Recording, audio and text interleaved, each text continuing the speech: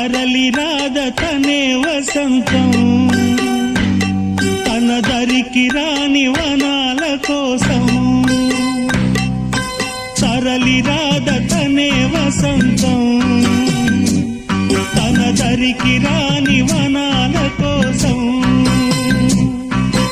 గగనాల దాకా అలసాగకుంటే మేఘాల రాగం ఇలా చేరుకోదా తరలి రాద తనే వసంతం